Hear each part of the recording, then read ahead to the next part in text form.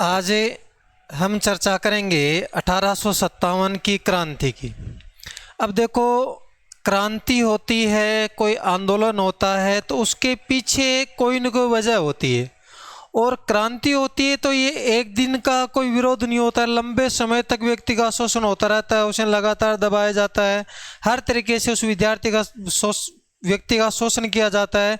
शोषण करने के बाद बहुत ज़्यादा व्यक्ति का शोषण हो जाता है और उसमें असंतोष व्याप्त हो जाता है। उसके बाद वो खुलकर विरोध करता है, और विरोध करता है तब भी वो क्रांति का रूप लेता है। जैसे हम बात करें 1857 की क्रांति की,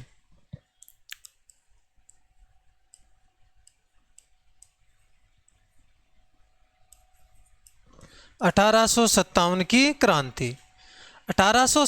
की क्रांति की अगर हम बात करें तो 1857 की क्रांति को एक दिन का परिणाम नहीं था। अंग्रेज जब भारत में 1600 ईस्वी में आए उस समय उनका केवल व्यापार करने का उद्देश्य था, अन्य कोई उद्देश्य नहीं था।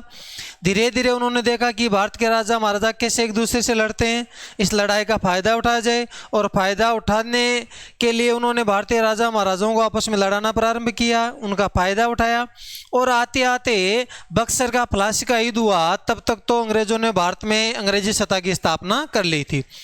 तो तब से लेकर 1764 से लेकर 1857 तक लगातार अंग्रेजों ने भारतीयों का शोषण किया, और शोषण करने के बाद भारतीय लोगों में असंतोष की भावना इतनी व्याप्त हो गई कि फिर भारतीयों ने विरोध करना प्रारंभ किया। और ये 1857 में एक बहुत भयंकर तरीके से भारतीय जनता ने, भारतीय सैनिकों ने, भारतीय क्रांतिकारियों ने विरोध किया, और उस विरोध स्वरूप 1857 की क्रांति हुई। जैसे 1857 की क्रांति में महत्वपूर्ण भूमिका निभाई राजस्थान की अगर हम बात करें तो जो अधीनस्थ संधि हुई थी।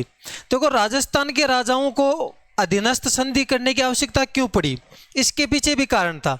क्योंकि मराठा और पिंडारी ये दो आते राजस्थान के राजाओं से लड़ाई करते, यहाँ से धन लूट कर वापस अपने स्थान पर चले जाते।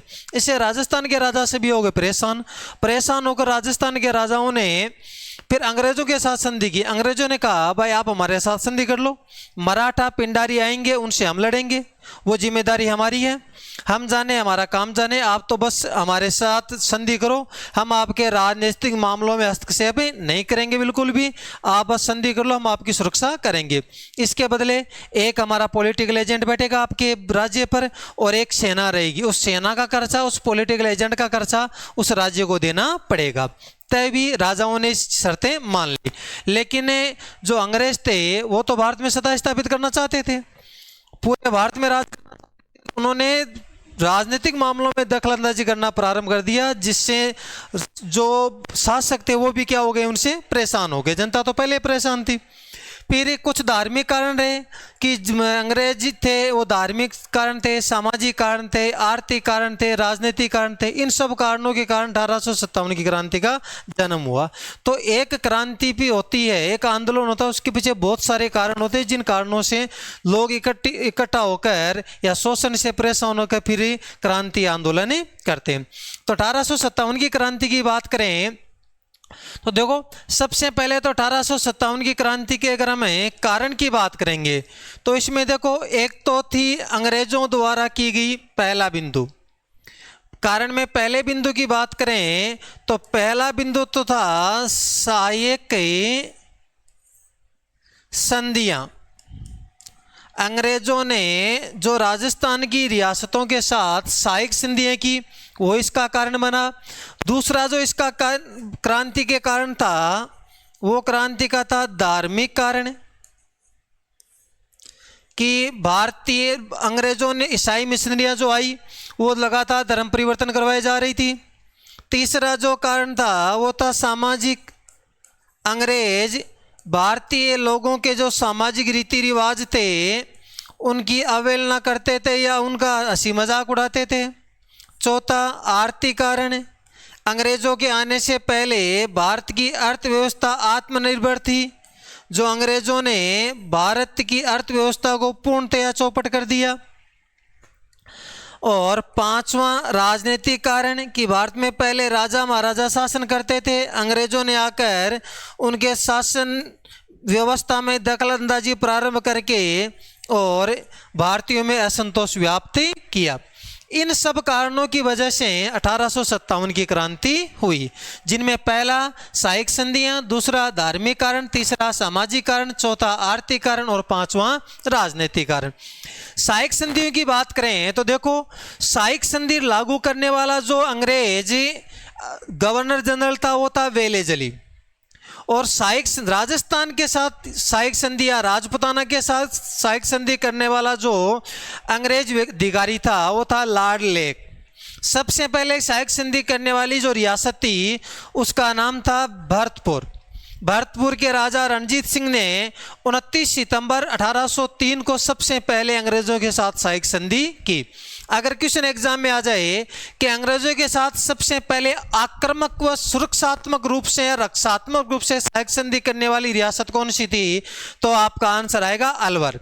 सबसे पहले पूछ ले तो भरतपुर, और रक्षात्मक व आक्रामक रूप से पूछे तो अलवर। भरतपुर का शासक था जसवंत सिंह, अलवर का शासक था बख्तावर सिंह।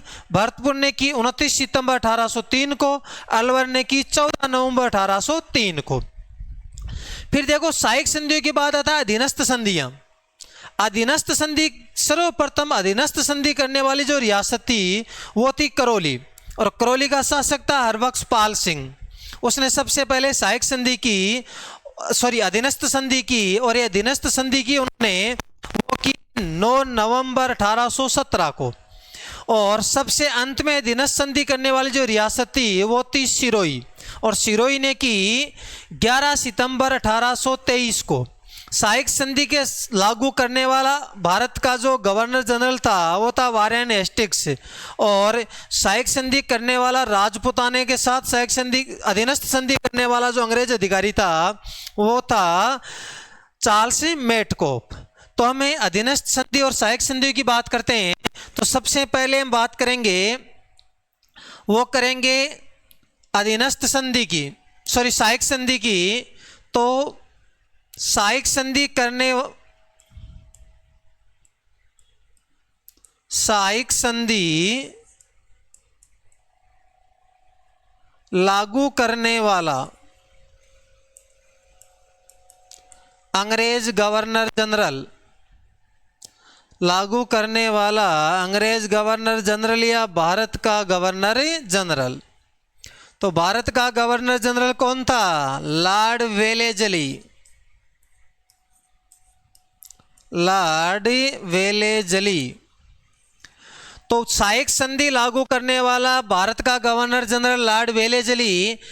फिर हम बात करते हैं कि राजपुताना के साथ, राजपुताना के साथ साइक संधि, राजपुताना के साथ साइक संधि करने वाला अंग्रेज अधिकारी, करने वाला अंग्रेज अधिकारी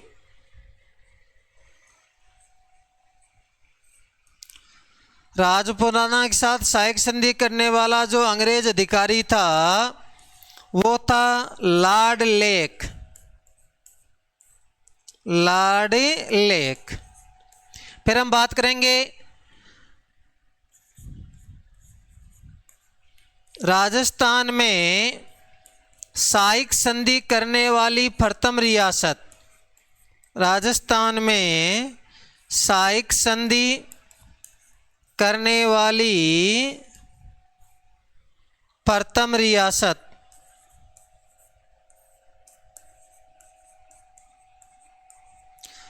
राजस्थान में साइक संधि करने वाली जो प्रथम रियासत थी वो थी भरतपुर, और भरतपुर ने साइक संधि की वो की 29 सितंबर 1803 को। और भरतपुर का उस समय जो राजा या शासक था वो था जसवंत सिंह। तो हमने अब तक पढ़ा 1857 की क्रांति में सबसे पहले कारण साइक संधियां, पहला, दूसरा धार्मिक कारण, तीसरा सामाजिक कारण, चौथा आर्थिक कारण और पांचवा राजनीतिक कारण। फिर सहायक संधि की हमने चर्चा की, तो सहायक संधि लागू करने वाला भारत का गवर्नर जनरल था, वो था लॉर्ड वेलेजली। राजपुताना के साथ सहायक संधि करने वाला जो अंग्रेज अधिकारी था वो था लॉर्ड लेक। और राजस्थान में सर्वप्रथम सहायक संधि करने वाली जो रियासत थी उस रियासत का नाम था भरतपुर, जिसने की 29 सितंबर 1803 को, और राजा था जसवंत सिंह। आगे चर्चा करें में, अगर पूछ ले कि रक्षात्मक व आक्रामक रूप से, रक्षात्मक व आक्रामक रूप से, आक्रामक रूप से सहायक संधि, सहायक संधि करने वाली रियासत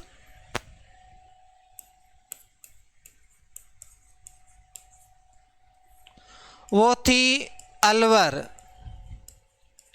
और अलवर ने कब की? 14 नवंबर 1803। अलवर के अगर हम शासक की बात करें तो अलवर का शासक था, वो था बख्तावर सिंह, बख्तावर सिंह। तो सर्वप्रथम सहायक संधि करने वाली रियासत पूछे तो भरतपुर, शासक जसवंत सिंह, कब की? 29 सितंबर 1803 को। और सर्वप्रथम रक्षात्मक व आक्रामक रूप से सहायक संधि करने वाली रियासत पूछे तो वो है अलवर। अलवर ने कब की? 14 नवंबर 1803 को, और शासक था बख्तावर सिंह। अब पूछें कि अधीनस्थ संधि,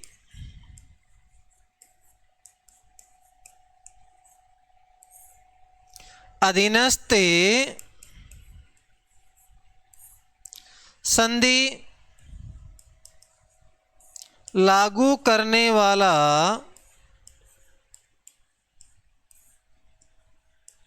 अंग्रेज या भारत का गवर्नर जनरल,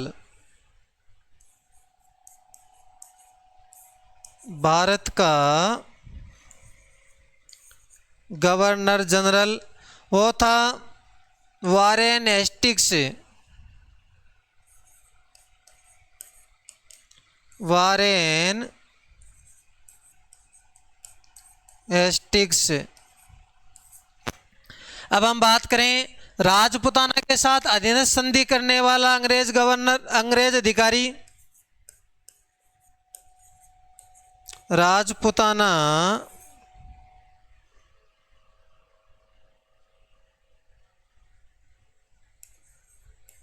के साथ अधीनस्थ संधि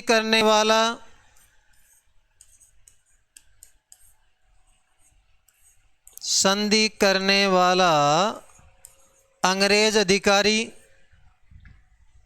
राजपुताना के साथ अधीनस्थ संधि करने वाला अंग्रेज अधिकारी की अगर हम बात करें तो वो अंग्रेज अधिकारी था चार्ल्स मेटकॉफ, चार्ल्स मेटकॉफ। तो अधीनस्थ संधि लागू करने वाला भारत का गवर्नर जनरल वारेन हेस्टिंग्स, और अधीनस्थ राजपुताना के साथ अधीनस्थ संधि करने वाला अंग्रेज अधिकारी था चार्ल्स मेटकॉफ। फिर बात करें राजस्थान की अधीनस्थ संधि करने वाली प्रथम रियासत, राजस्थान की अधीनस्थ संधि करने वाली प्रथम रियासत वो थी करौली। और करौली ने की 9 नवंबर 1817 को। करौली के शासक की बात करें तो करौली का शासक था हरबख्श पाल सिंह। तो अब इनमें हमने क्या पढ़ा अब तक? संधि 1857 की क्रांति में हमने उसके कारण पढ़े, कारण में हमने सहायक संधियों की चर्चा की, और उसी में रक्षात्मक व आक्रमक रूप से सहायक संधि करने वाली जो रियासत थी वो थी अलवर, जिसने 14 नवंबर 1803 को की, शासक था बख्तावर सिंह। अधीनस्थ संधि लागू करने वाला भारत का जो गवर्नर जनरल था वो था वारेन हेस्टिंग्स।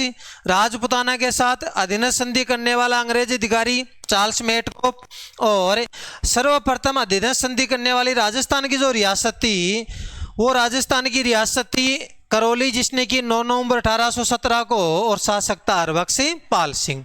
आगे बात करते हैं। राजस्थान की सबसे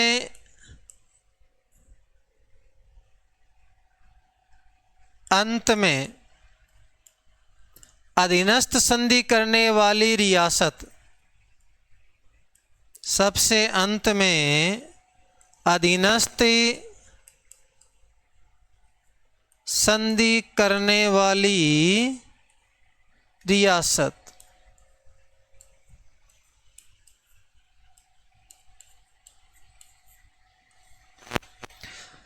वो रियासत थी सिरोही, और सिरोही ने की 11 सितंबर 1823 को। सिरोही के शासक की अगर हम बात करें, सिरोही का शासक था शिव सिंह।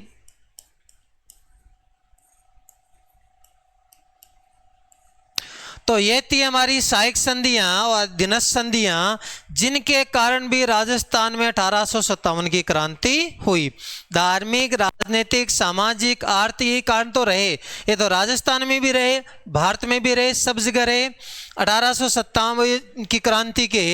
और जो सहायक संधियां, अधीनस्थ संधियां राजस्थान ने नहीं, भारत में भी रियासतों के साथ की थी। जैसे सबसे पहले सहायक संधि 1798 में की थी, 1798 में इनकी शुरुआत हुई थी सहायक संधियों की, लेकिन राजस्थान में सबसे पहले 1803 में हुई थी। तो इस प्रकार ये सहायक संधियां और अधीनस्थ संधियां हैं, जिसके कारण राजस्थान में 1857 की क्रांति हुई। अब देखो 1857 की क्रांति की अगर हम बात करें तो क्रांति से पहले एक रेजिडेंसी है जिसकी बात करना भी बहुत ही जरूरी है, वो है राजपुताना रेजिडेंसी। देखो राजपुताना रेजिडेंसी की सबसे पहले स्थापना होती है, वो होती है दिल्ली में 1818 में, और उसका प्रथम मुख्य जो अधिकारी बनाया जाता है वो बनाया जाता है डेविड ऑक्टलोनी को। लेकिन इसकी राजस्थान में स्थापना होती है, वो होती है 1832 में, अजमेर में होती है। इसका प्रथम अधिकारी बनता है, वो बनता है मिस्टर लॉकेट। प्रथम अधिकारी कौन बनता है?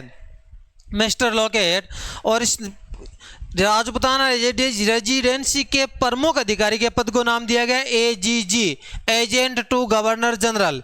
जिस प्रकार वर्तमान में राष्ट्रपति का एजेंट के रूप में कार्य करता है राज्यपाल, वैसे ही उस समय के गवर्नर जनरल के एजेंट के रूप में कार्य करता था AGG, agent to governor general. जैसे राज्यपाल राज्य की सूचना किसको देता है? राष्ट्रपति को वर्तमान में, वैसे ही पहले एजीजी सूचना की उस प्रांत की सूचना किसको देता था? गवर्नर जनरल को। तो उसी प्रकार हम बात करेंगे राजपुताना रेजिडेंसी की। तो राजपुताना रेजिडेंसी की स्थापना 1818 में, स्थान वो होता है दिल्ली, प्रथम मुख्य अधिकारी डेविड ऑक्टलोनी। राजपुताना रेजिडेंसी की राजस्थान में स्थापना 1832, स्थान अजमेर, प्रमुख मुख्य अधिकारी प्रथम एजीजी मिस्टर लॉकेट। इसके मुख्यालय 2, 1832 में इसका मुख्यालय बना अजमेर, 1845 में इसका मुख्यालय बना माउंट आबू, और 1864 से प्रावधान कर दिया गया कि 6 महीने इसका मुख्यालय अजमेर रहेगा, 6 महीने इसका मुख्यालय माउंट आबू रहेगा। शीतकाल में मुख्यालय कहाँ रहता था? अजमेर में। ग्रीष्मकाल में मुख्यालय कहाँ रहता था? माउंट आबू में। क्योंकि अंग्रेज ठंडे प्रदेशों से आते हैं, तो अजमेर में पहाड़ी इलाका है, गर्मी बहुत अधिक पड़ती थी, तो गर्मी में अंग्रेजों की हालत बहुत खराब हो जाती थी। तो वो अपनी सुविधा के लिए उन्होंने गर्मियों में 6 महीने माउंट आबू पर क्या किया? मुख्यालय की स्थापना की। तो हम बात करते हैं राजपुताना रेजिडेंसी की स्थापना। तो हम बात करेंगे राजपुताना रेजिडेंसी की स्थापना। राजपुताना रेजिडेंसी की स्थापना हुई वो भी 1818 में। बात करें स्थान की तो स्थान था दिल्ली। और बात करें प्रथम मुख्य अधिकारी, प्रथम मुख्य अधिकारी, प्रथम मुख्य अधिकारी की अगर हम बात करते हैं तो प्रथम मुख्य अधिकारी था डेविड ऑक्टलोनी।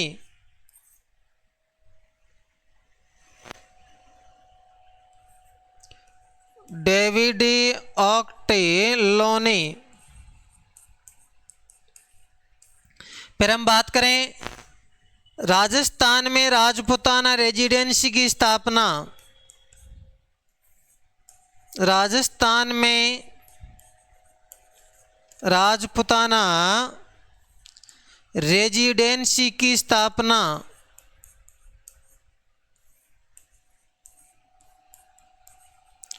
राजस्थान में राजपुताना रेजिडेंसी की स्थापना हुई 1832 में। और स्थान की अगर हम बात करें तो इसके स्थान था वो था अजमेर। स्थान अजमेर। प्रथम एजीजी, एजीजी मतलब एजेंट टू गवर्नर जनरल। प्रथम एजीजी था मिस्टर लॉकेट, मिस्टर लॉकेट। इसके प्रथम मुख्यालय की बात करें, इसका पहला जो मुख्यालय था वो तो अजमेर ही था, 1832 में बना था। और इसके दूसरे मुख्यालय की बात करें, दूसरा मुख्यालय, इसका जो दूसरा मुख्यालय था वो था माउंट आबू। और आबू में मुख्यालय बना 1845 ईस्वी में। तो राजपुताना रेजिडेंसी की स्थापना सबसे पहले 1818 में कहाँ पर हुई? दिल्ली में। प्रथम जो मुख्य अधिकारी था वो था डेविड ऑक्टलोनी। राजस्थान में राजपुताना रेजिडेंसी की स्थापना होती है अजमेर में। और प्रथम एजीजी था वो था मिस्टर लॉकेट। प्रथम मुख्यालय था अजमेर जो 1832 में बना था। दूसरा मुख्यालय बना इसका माउंट आबू जो 1845 में बना। फिर मैंने अभी आपको बताया था थोड़ी देर पहले कि 1864 में, 1864 की अगर बात करें तो 1864 में इसके जो मुख्यालय थे वो मुख्यालय 6 महीने के लिए बांट दिए गए। एक तो मुख्यालय अजमेर में, अजमेर में कितने माह रहेगा? 6 माह है।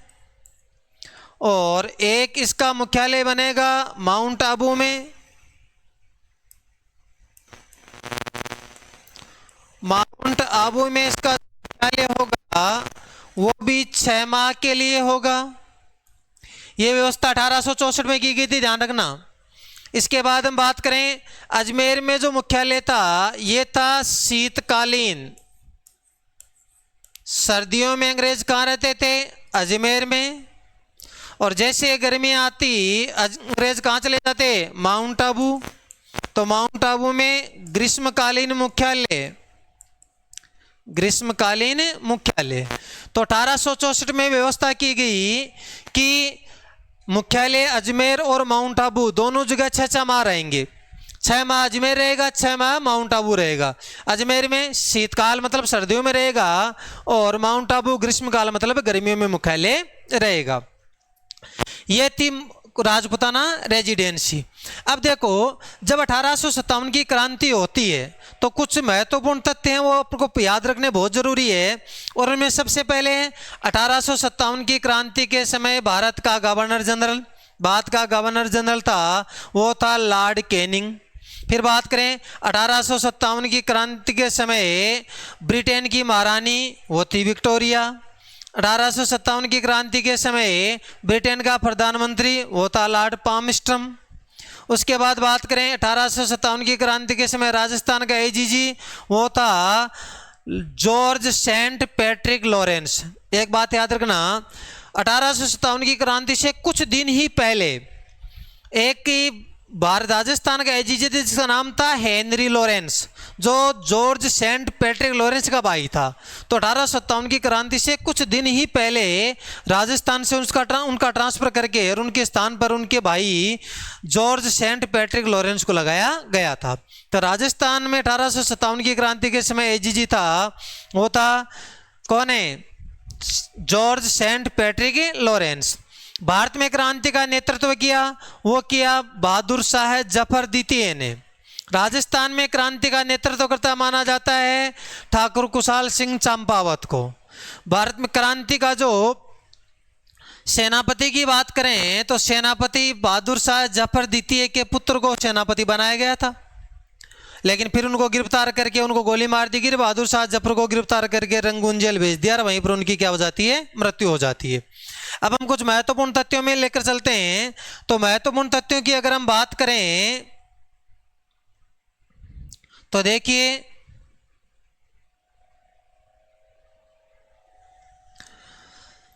1857 की क्रांति के समय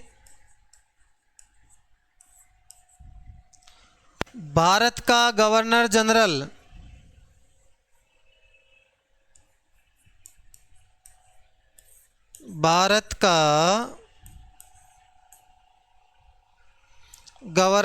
जनरल जीजी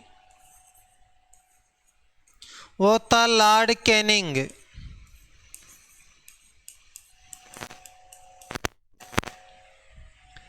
अगर 1857 की क्रांति के समय ब्रिटेन की महारानी पूछ ले कि 1857 की क्रांति के समय ब्रिटेन की महारानी कौन थी?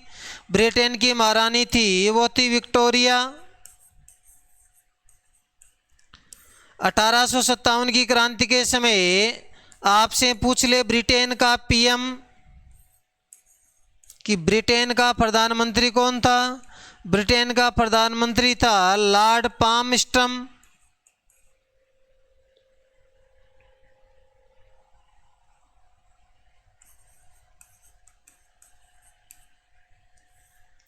उसके बाद हम बात करें राजस्थान का एजीजी 1857 की क्रांति के समय राजस्थान का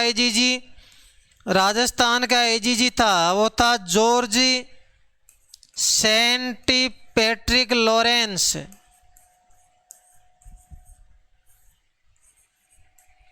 जॉर्ज सेंट पैट्रिक लॉरेंस ये 1857 की क्रांति के समय राजस्थान का एजीजी था। तो 1857 की क्रांति के समय भारत का जीजी लॉर्ड कैनिंग, ब्रिटेन की महारानी विक्टोरिया, ब्रिटेन का प्रधानमंत्री लॉर्ड पामस्ट्रम और राजस्थान के AGG George Saint Patrick Lawrence. फिर हम बात करें भारत में क्रांति का नेतृत्व, अभी थोड़ी देर पहले बताया था, भारत में क्रांति का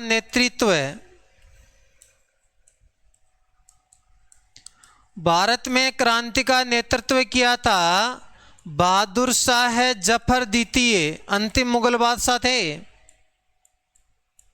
बहादुर शाह जफर।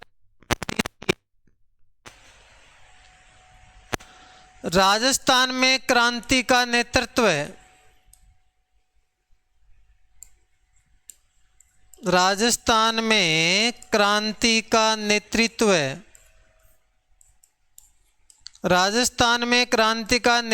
किया था ठाकुर कुशाल सिंह चंपावत ने।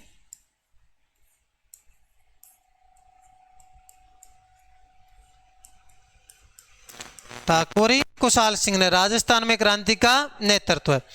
अब हम बात करते हैं क्रांति के प्रतीक चिन्ह की। क्रांति का प्रतीक चिन्ह किसे बनाया गया? तो क्रांति का प्रतीक चिन्ह बनाया गया कमल का फूल,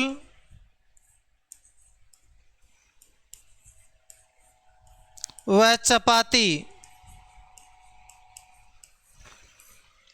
क्रांति का प्रतीक चिन्ह कमल का फूल व चपाती को बनाया गया।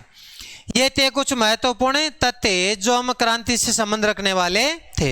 अब हम बात करें कि जब 1857 की क्रांति हुई, उस क्रांति के समय राजस्थान की जो कुछ रियासतें थी, 6-7 रियासतें जिनमें पॉलिटिकल एजेंट भी थे, तो उन रियासतों के पॉलिटिकल एजेंट कौन कौन थे। जैसे मेवाड़ की बात करें, मेवाड़ का पॉलिटिकल एजेंट, तो मेवाड़ का पॉलिटिकल एजेंट था CS सावर्स। मारवाड़ की बात करें मैकमोसन। कोटा की बात करें मेजर विलियम बर्टन। अगर हम बात करें जयपुर की, विलियम ईडन। इसके बाद बात करें भरतपुर की, भरतपुर का मॉरिसन। धौलपुर का मेजर निक्सन। अब भरतपुर का पॉलिटिकल एजेंट, भरतपुर में जैसे विद्रोह हुआ तो आगरा चला गया था भरतपुर के महाराजा की सलाह पर। आगरा जाने के बाद ही मेजर निक्सन था धौलपुर का पॉलिटिकल एजेंट, उसी ने ही भरतपुर का कार्यभार संभाला था। और सिरोही का था JD हॉल। ये प्रमुख पॉलिटिकल एजेंट 1857 की क्रांति के समय राजस्थान की रियासतों के थे। तो हम सबसे पहले बात करते हैं, एक तरफ आएगी रियासत और दूसरी तरफ पॉलिटिकल एजेंट। एक तरफ है रियासत और दूसरी तरफ है PA पॉलिटिकल एजेंट। तो रियासतों में सबसे पहले बात करते हैं मेवाड़ की। मेवाड़ के पॉलिटिकल एजेंट की बात करें तो मेवाड़ का पॉलिटिकल एजेंट था, वो था CS सावर्स। CS showers. फिर 2 नंबर पे बात करें मारवाड़। मारवाड़ का पॉलिटिकल एजेंट, मारवाड़ का पॉलिटिकल एजेंट था मैकमोसन। ये वही मैकमोसन है जिसका सर काटकर आवा के किले पे लटका दिया था क्रांतिकारियों ने, ठाकुर खुशहाल सिंह। जब मैकमोसन युद्ध करने के लिए आया था तो मैकमोसन के सर को काटा गया और आवा के किले पे लटकाया गया। उस समय गाना चला था कि ढोल बाजे बांगियो, मैकमोसन को सिर काटकर आवा के किले पे टांगियो। तो मैकमोसन की मृत्यु हो गई थी। 3 नंबर पे बात करें वो है कोटा। कोटा का पॉलिटिकल एजेंट था major Burton. Major Burton. 4 number पे बात करें जयपुर। जयपुर का जो पॉलिटिकल एजेंट था वो था colonel William Eden. Colonel William Eden. 5 number पे बात करें भरतपुर।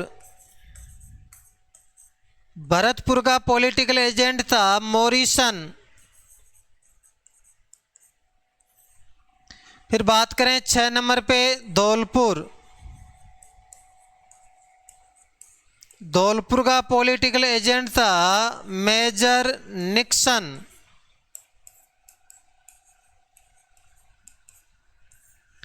7 नंबर पे बात करें वो आता है सिरोही। और सिरोही रियासत का पॉलिटिकल एजेंट था वो था JD हॉल। ये राजस्थान की रियासतों के प्रमुख पॉलिटिकल एजेंट थे। इसमें हमने क्या देखा, भारत में क्रांति का नेतृत्व करने वाला बहादुर शाह जफर द्वितीय।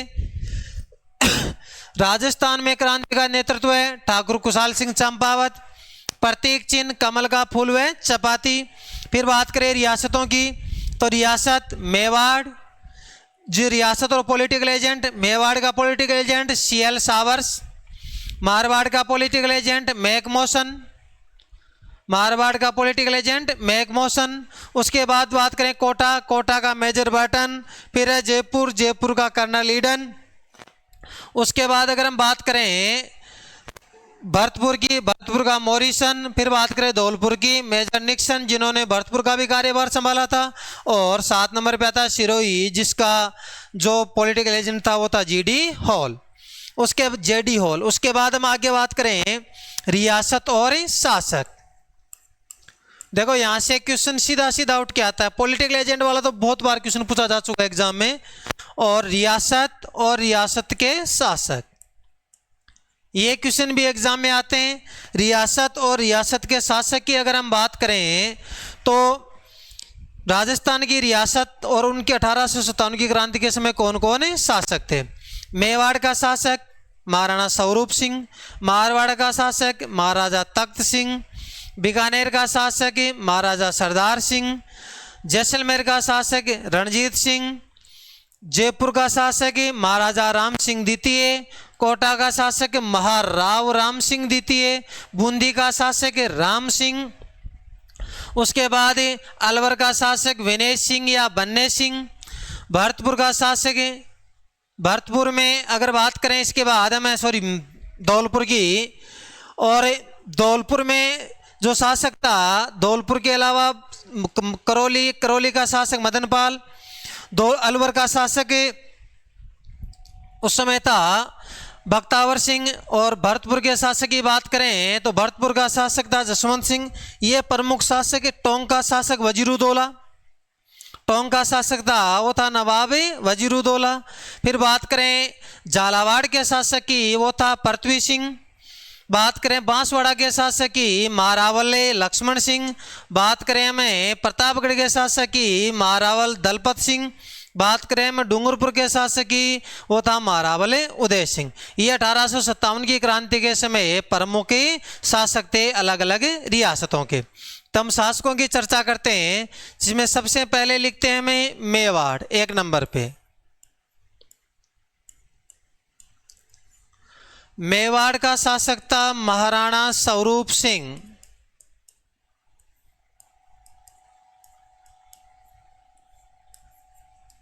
महाराणा स्वरूप सिंह। फिर 2 नंबर पे है मारवाड़। मारवाड़ का शासक महाराजा तख्त सिंह।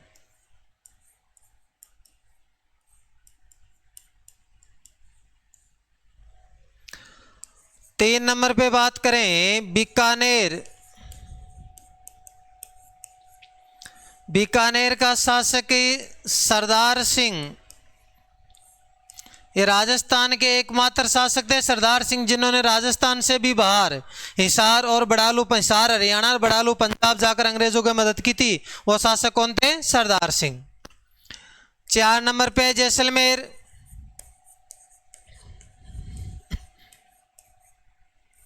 जैसलमेर का शासक रणजीत सिंह।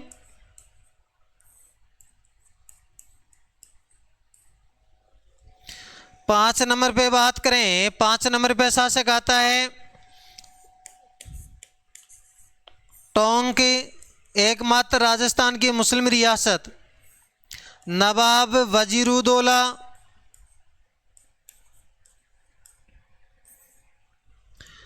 6 नंबर पे अगर हम बात करें, 6 नंबर पे जो रियासत आती है वो आती है जयपुर। जयपुर का शासक महाराजा राम सिंह द्वितीय। महाराजा राम सिंह द्वितीय। 7 नंबर पे रियासत आती है, वो आती है कोटा। कोटा का शासक था वो महाराव राम सिंह द्वितीय। महाराव राम सिंह द्वितीय। 8 नंबर पे बूंदी। बूंदी का शासक राम सिंह। 9 नंबर पे प्रतापगढ़। प्रतापगढ़ का शासक दलपत सिंह। 10 नंबर पे डूंगरपुर। डूंगरपुर का शासक महारावल उदय सिंह। 11 नंबर पे बांसवाड़ा। बांसवाड़ा का शासक महारावल लक्ष्मण सिंह। और 12 नंबर पे है झालावाड़। झालावाड़ का शासक पृथ्वी सिंह। झालावाड़ का शासक पृथ्वी सिंह। 13 नंबर पे है करौली। करौली का शासक मदन पाल। तो रियासत और उनके शासक, रियासत और उनके शासक की अगर हम बात करें तो मेवाड़ का महाराणा स्वरूप सिंह, मारवाड़ का महाराजा तख्त सिंह, बीकानेर का सरदार सिंह, जैसलमेर का है वो है रणजीत सिंह, टोंक का नवाब वजीरुद्दौला। फिर बात करें जयपुर का महाराजा राम सिंह द्वितीय, कोटा महाराव राम सिंह द्वितीय, उपाधि का फर्क है केवल। बूंदी राम सिंह। प्रतापगढ़ की बात करें प्रतापगढ़ का दलपत सिंह, डूंगरपुर उदय सिंह, बांसवाड़ा लक्ष्मण सिंह, झालावाड़ पृथ्वी सिंह, करौली मदन पाल। ये 1857 की क्रांति के समय अगर हम बात करें तो क्रांति के समय राजस्थान की रियासतों के शासक थे।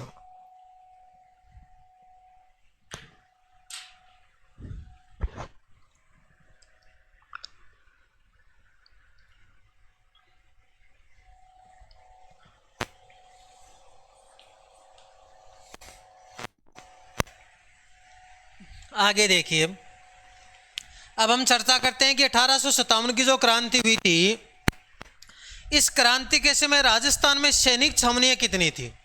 देखो 1857 की जो क्रांति हुई उस समय राजस्थान में सैनिक छावनियां, तो राजस्थान में जो सैनिक छावनियां थी वो थी 6।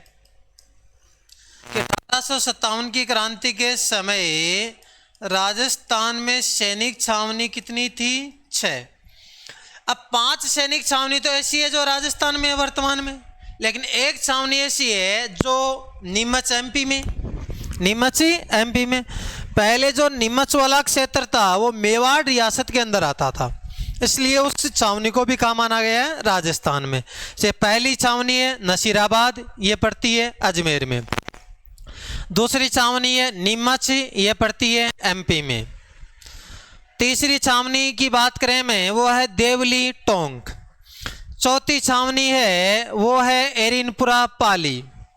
5वीं जो छावनी है वो है खेरवाड़ा उदयपुर, और 6वीं जो छावनी है वो है ब्यावर।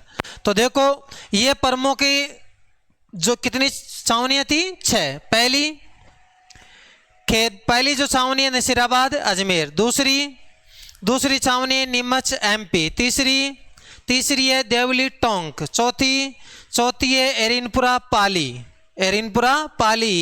5वीं वो है खेरवाड़ा उदयपुर। तो पहली अगर सैनिक छावनी की हम बात करें, पहली सैनिक छावनी है ये है नसीराबाद, और नसीराबाद सैनिक छावनी है अजमेर में। दूसरी है वो है नीमच, और नीमच छावनी है एमपी। तीसरी छावनी है वो है देवली, और देवली जो छावनी है वो है टोंक में। चौथी जो छावनी है वो है खेरवाड़ा, और खेरवाड़ा है उदयपुर। 5वीं सैनिक छावनी आती है एरिनपुरा पाली,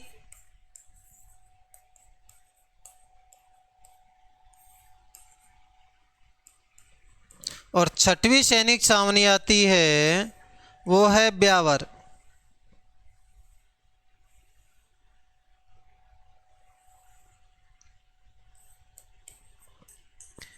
ये 1857 की क्रांति के समय राजस्थान में 6 सैनिक छावनियां थी। नसीराबाद अजमेर, नीमच एमपी, देवली टोंक, खेरवाड़ा उदयपुर, एरिनपुरा पाली और ब्यावर में वर्तमान में जिला बन गया।